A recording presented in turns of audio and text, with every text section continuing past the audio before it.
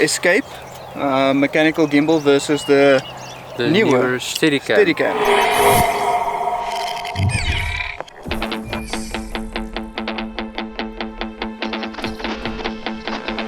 Okay, so today we're doing this.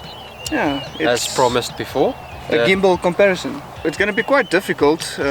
We've decided I'm going to be doing the tests due to the fact that I've never done these kind of tests or worked with either one of these two. Yeah. This one's now balanced. We're going to quickly run through a little setup, the same setup on both of them. The lens is going to be the same, the camera is going to be the same. It's the Canon 200D with the 10-18 lens. We're going to do around the car, we're going to do a follow shot, and we're just going to do a corner turn to see which one of these two gimbals handles the best with somebody that has never done this before. Yes, exactly. And then in post, I think we're not going to use any warp stabilizers. We're going to put on the raw footage. We're going to put on the raw footage so you guys can see exactly how it looks straight out of the camera. Yes, perfect. Okay, let's get started. First test. Okay, on this shot, we're going to be doing a normal walkthrough past the car. I'm going to use this rock as a marker where I'm going to start. I'm going to hold both of the gimbals at hip height so that we know exactly where we're running with it. So let's press record, hip height, and let's go.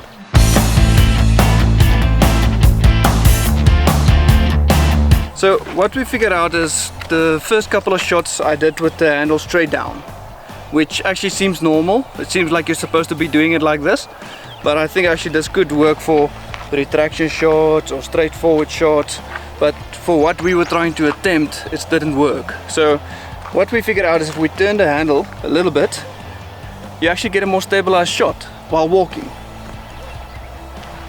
And that's probably what you'll see.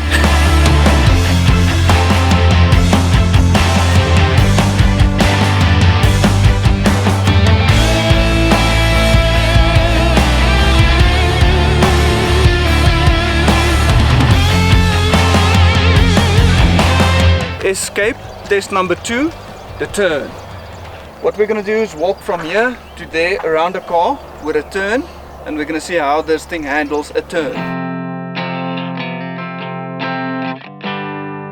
That the handle cannot tighten at all.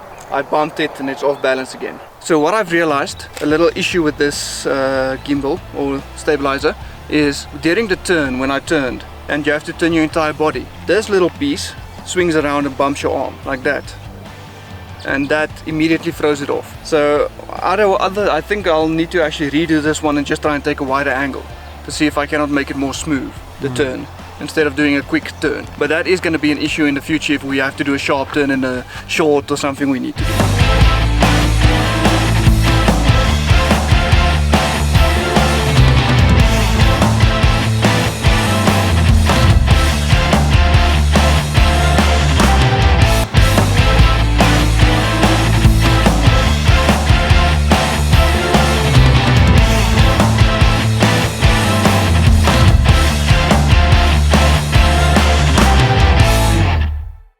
The Neewer Steadicam, first test, just walking past the car. Second test, around.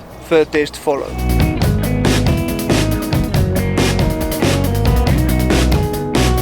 It's much easier to handle because of the handle being separate from the body. The other one, the Escape, you had the handle and then the bar with the weight right behind it. So when you were moving like this, you would hit that bar. This one, it's much easier to handle.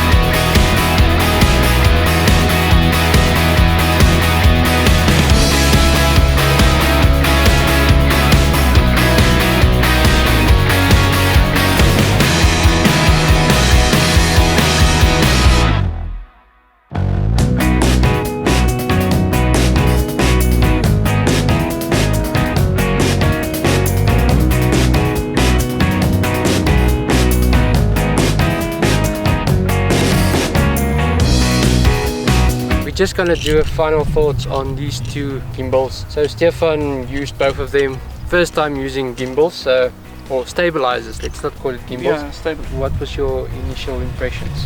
For somebody that has no experience whatsoever in utilizing stabilizers, I found it actually quite challenging. It's a challenge, but overall results, it seems like this one only has 2 or 3 dials that you can actually adjust.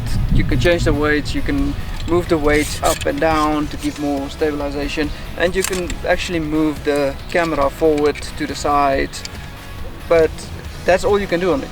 That's basically everything you can do to adjust the weight. And I found that when you walk with this one and you turn and you want to do turns, this side of it keeps hitting your arm because it's like right in the way. It's supposed to be like that setup.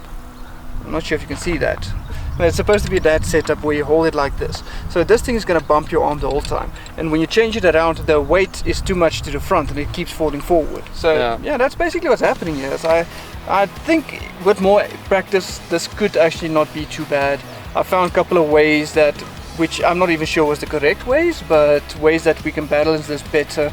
But just turning the handle a bit, just turning the handle a little bit actually made it feel more stable and actually reduced the amount that it moved around.